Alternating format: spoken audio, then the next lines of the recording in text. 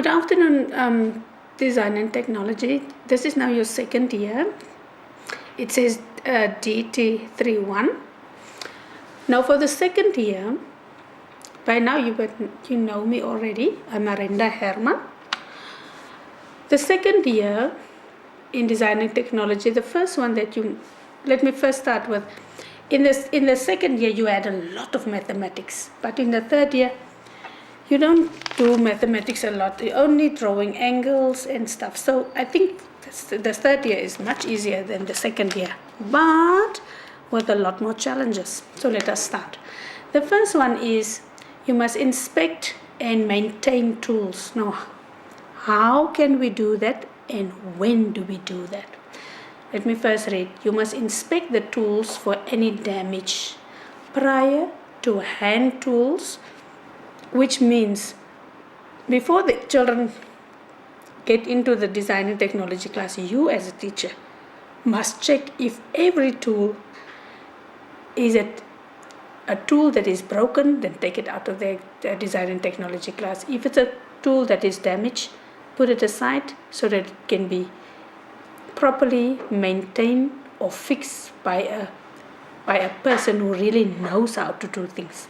Don't try to fix things you as a teacher or as a student teacher on your own, or ask a child, just bring me that thing, but you know the handle is loose, and if the hammer falls, it will fall on the child's foot. So you must maintain. That is why I said inspect tools for any damage prior. Prior means before the class even starts. Then the next one is you must check the handle and the body casing of the tool for cracks or for other damage, like I explained now. If the hammer is loose, remove it from there. So when will I do it? The when is you must do it before class starts. So you go through all your tools when you know the next period, because now for the third years you will not be at the primary school again. You are now going to the high school. So you must check, are all your tools, are they working properly? If they are damaged, put them aside, let them be fixed. And then that is now the when. So how is, when tools are broken, the how is it must be replaced by a specialist. So you will take it out of the classroom, take it to somebody who is busy or who's a tool maker who can fix all the tools for you, so that children don't work with damaged tools, because you can get into trouble and the parents can sue the school or they can sue you. So you must be careful how to maintain your tools. And tools may also not lie around. You must teach children, wherever you find the tool, that is the place where you will put the tool again. If it was in a box, like nails or stuff, put it back in the box. Before the class ends, you see that every tool is at its place. And don't tell the children, go tidy up. No, you must be there to inspect that they put the things at its place, that they clean the floor, that they pick up the nails, so that no accidents can happen. Second one is first aid and how to stop bleeding. When we go to a design and technology class where children work with tools, you may never ever leave the classroom. If people are calling you to the office, you must say, no, I cannot come now. Can I not come at the end of the period because I must lock my class? So even if you are a student teacher, then maybe the teacher will go and leave you in charge. Don't go outside with your cell phone and talk there and leave the children inside. Things can happen and you will be responsible for that. Number one is choking. When somebody chokes, that means the child was swallowing something and now he can't breathe.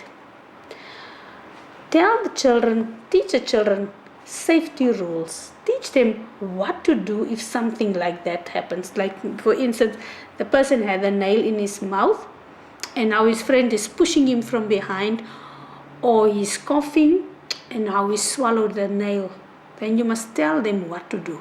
You must tell them quickly, find an adult if you are alone in the class, which should never ever happen. Or what they should do, they must not touch the person, they must rather call an adult. Second one is burns. Now burns can happen in the design and technology class. Maybe they were busy with an electrical tool and now it slip and burn their skin. The first thing that you must teach children is everybody should be calm. Nobody should panic, not even you as a teacher or student teacher. And if you see the burn is there, quickly go and find ice and put it on the burn. Don't put anything else on. Put the ice on, wrap it with a towel, a cloth or something, and quickly go to the office where you can get help if you are alone in the class. But when you as a teacher are there, you must have a first aid kit. Now what does the first aid kit involve? In the first aid box, because every design and technology class must have a first aid kit, that box where the plasters and the bandages and stuff are in. So you as a teacher must know what to do when a person is falling, when a person hurt himself, when the person is choking, when there's burns involved, or there's any cuts involved. You as a teacher must know how to do first aid. And then you tell your children, eventually you will teach them simple rules of how to keep yourself busy, how to keep yourself safe, and how to use the first aid kit. So when anything happens, that the children know the teacher is there, or the student teacher is there, he or she knows what to do. So I don't have to panic. All of us will be calm, because if my teacher can't do anything, she will quickly send one of us to the office to get help. So the thing with first aid is everybody should be calm. And then you must attend to the wound or to the burn, so that you can see in your first aid kit what is there. Don't open it now for the first time and now you must read an ointment for this. Then you don't know which things you have, and then you don't even have the things that you need in there. And then the other thing is, if there's a wound, the first thing that you must do is you must you mix the salt with the water and clean the wound. So maybe there's sand in the wound, or there's a cut and it's a nasty cut, so that you can first clean it up before you put something on. So whatever is in this first aid kit, you must know how to use and how to apply it to the burns or to the cut. So can you see the responsibility in a design and technology class?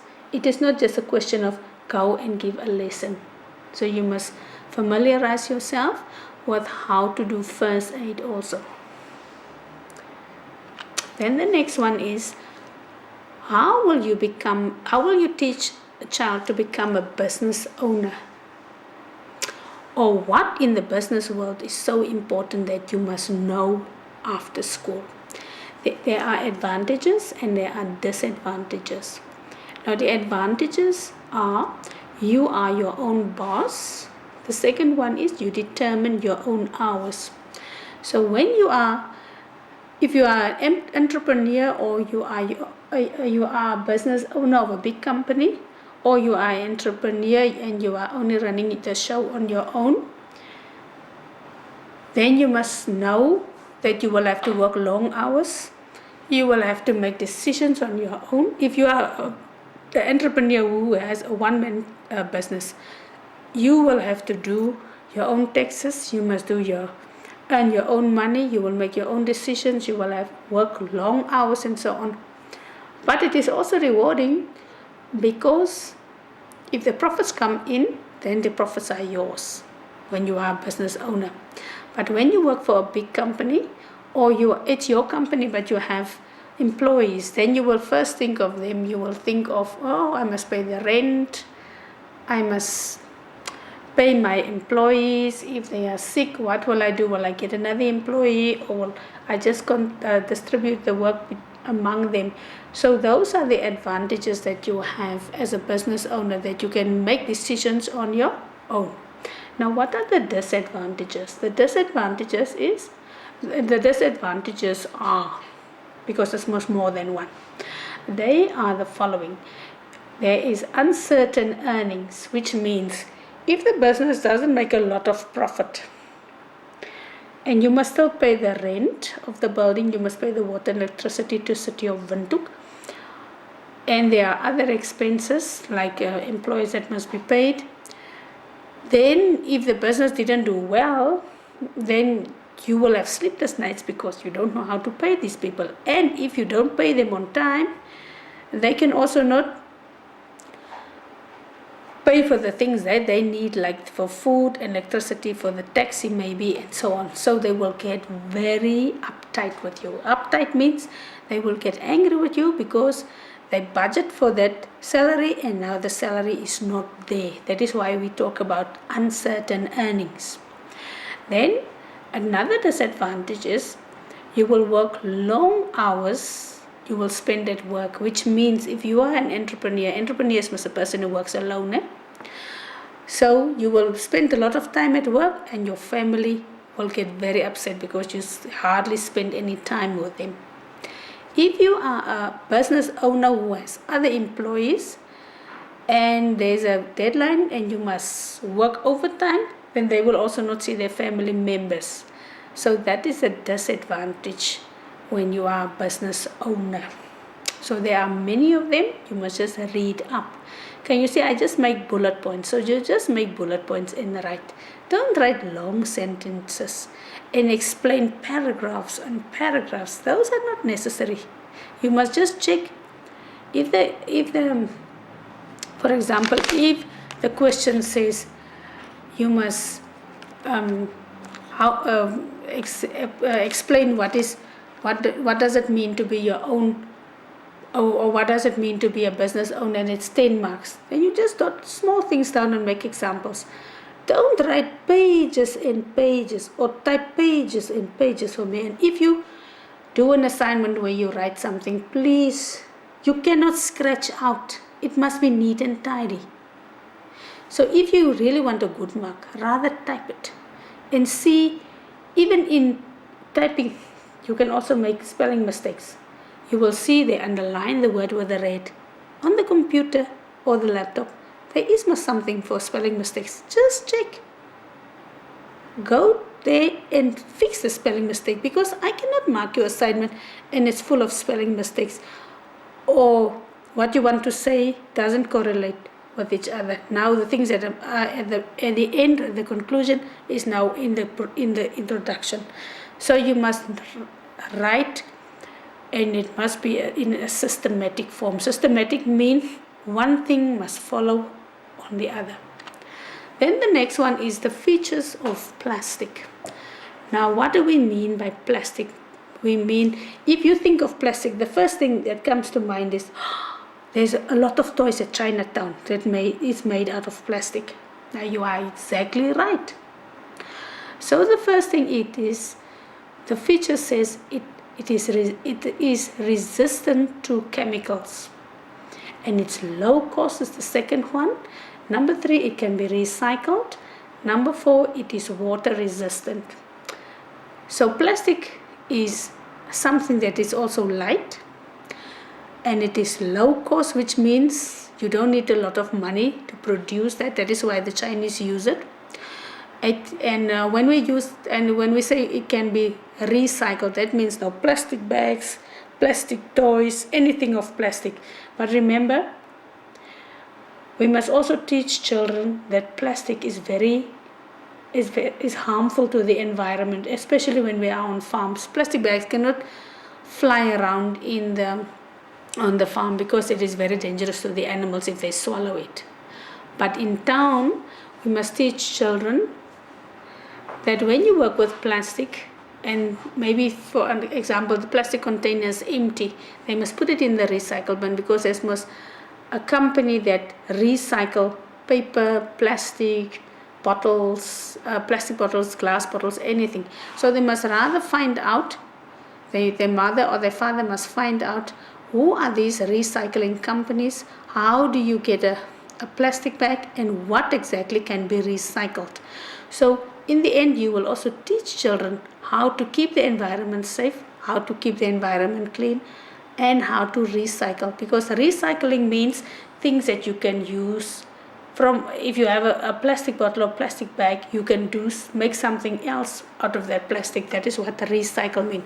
So don't just use words and think children will understand that. You must first, when you write a word like recycle, you must already know, how will I explain this to children? And remember, when you go out in your third year, now you are going to the high school. These children will try to trick you because they are on their phones Googling all the time. So while you give a lesson, they will check that word in Google, and then they will ask questions. And if you don't know what to do or what to say, or you don't have the correct answer, then children will make fun of you in the class, and the next day you will not come back, or you will be so embarrassed you will not know what to say tomorrow, and you will lose your cool completely. So you need to be in control of yourself. Number one, you need to be in control of the content of your subject. And number three, you need to be calm even if they ask funny questions, because high school children from grade 8 to grade 10, that is what you will teach next year when you go out in your third year to a high school. So be careful and don't make friends with children. That is not allowed.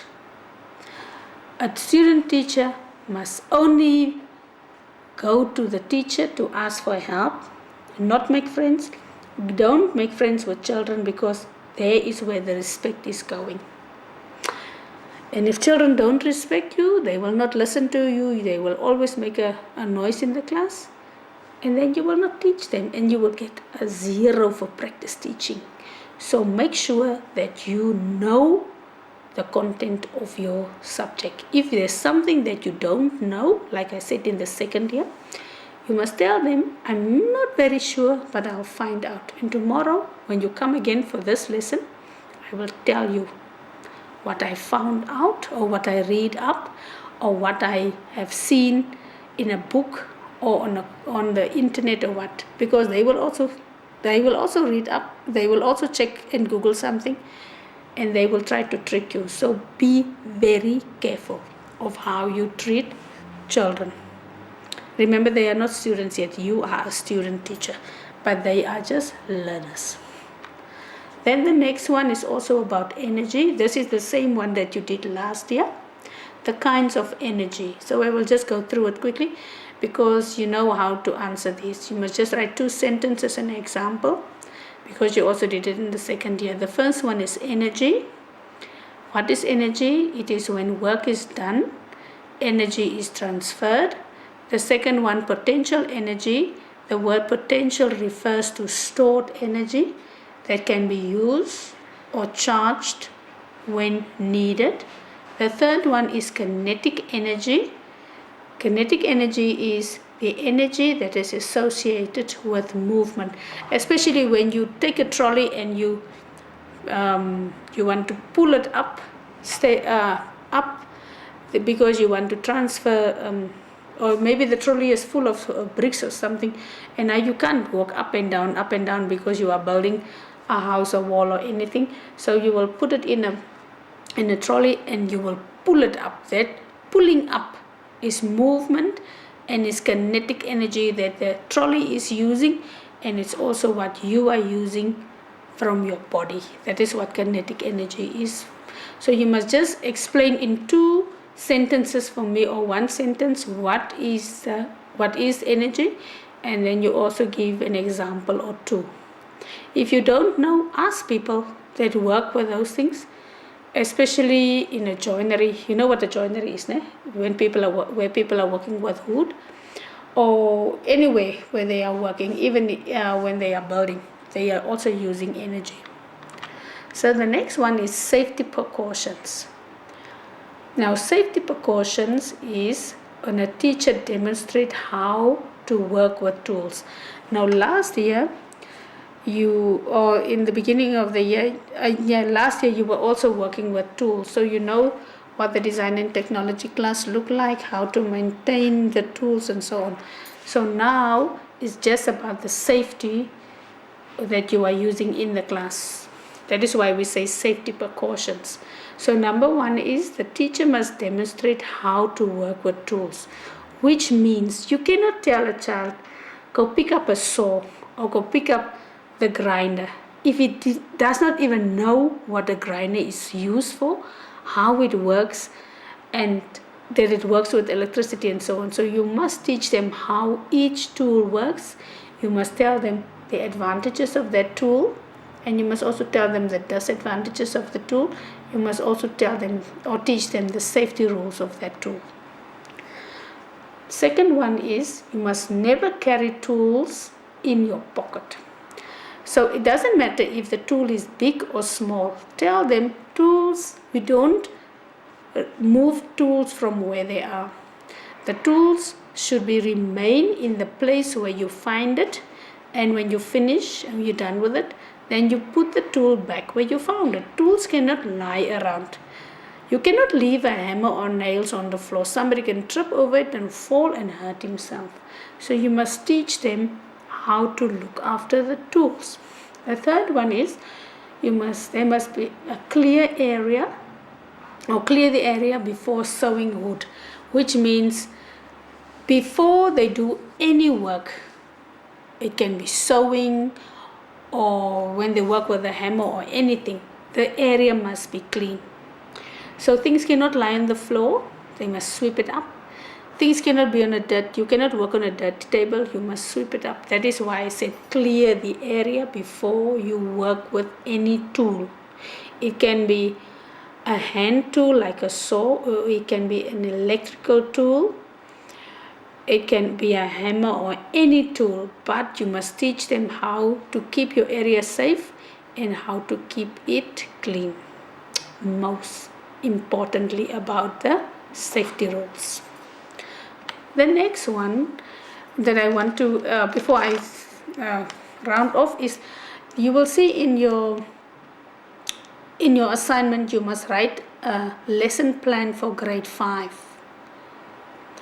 Now the lesson plan that you will write for grade 5 is the same as the lesson plan that you use in your second year. It's still the same format.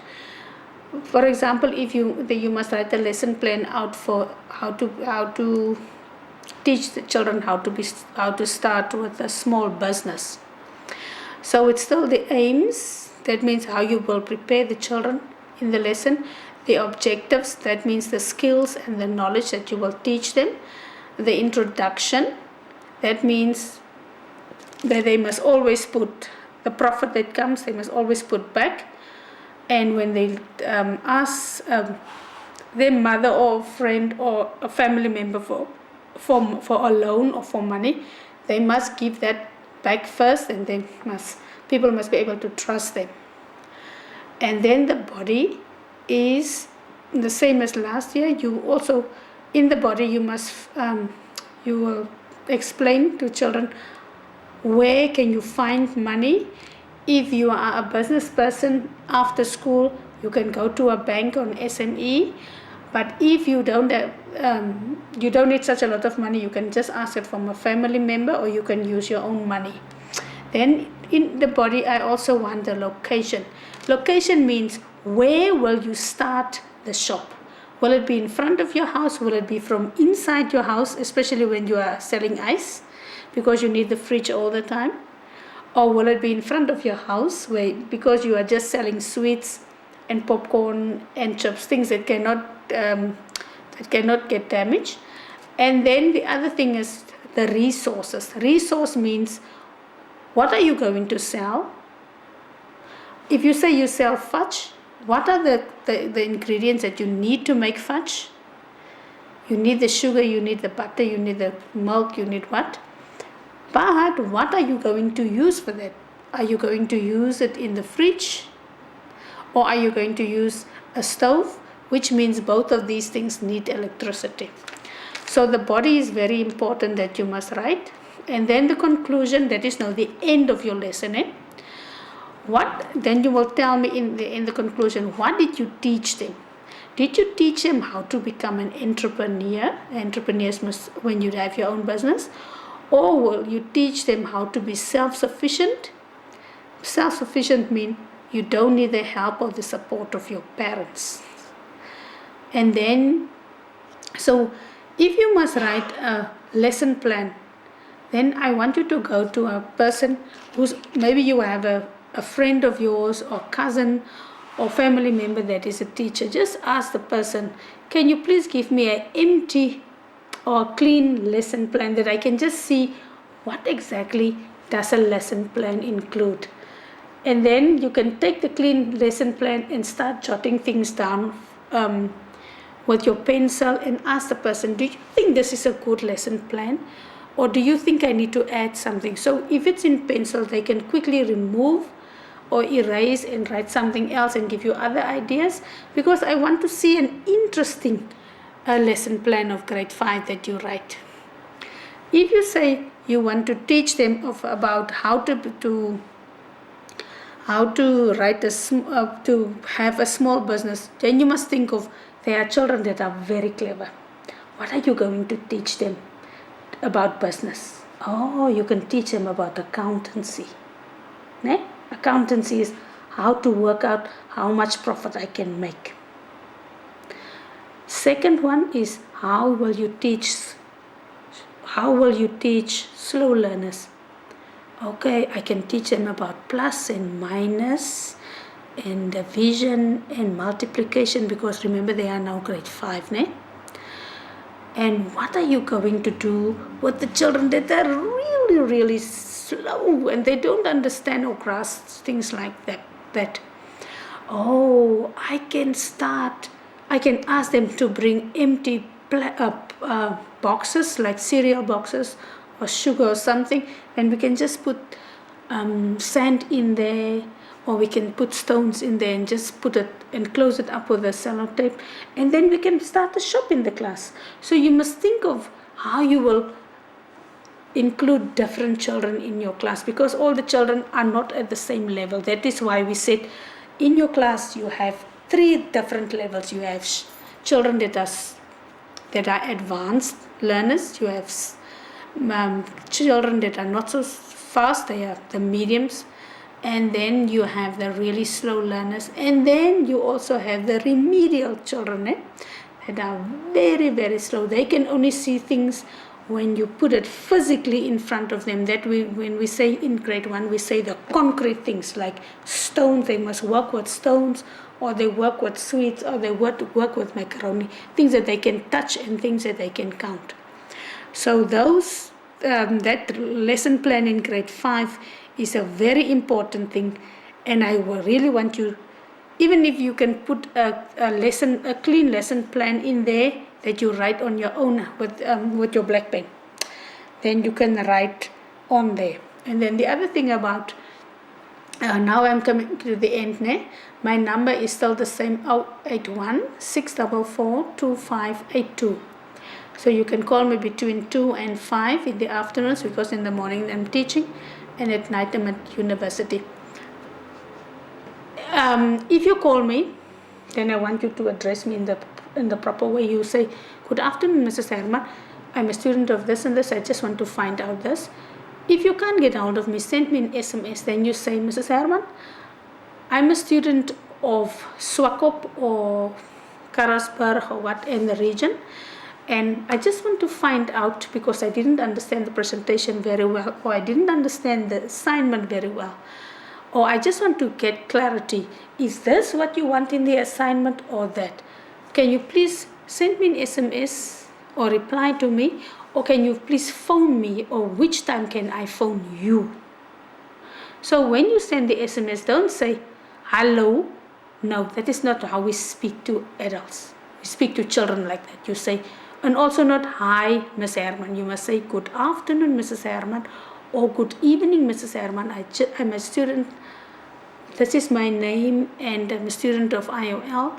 I just want to find out. So remember, If you have respect for me, I will have respect for you because you are treating me with respect. And if there are mutual respect between you and me as a student, you will also know how to treat children when you go for practice teaching next year. You can either go to grade 7 at the primary school, or you go for grade 8 to 10 at a high school. But you need to have respect, because if without respect, people will not respect you. And that is the end of my story.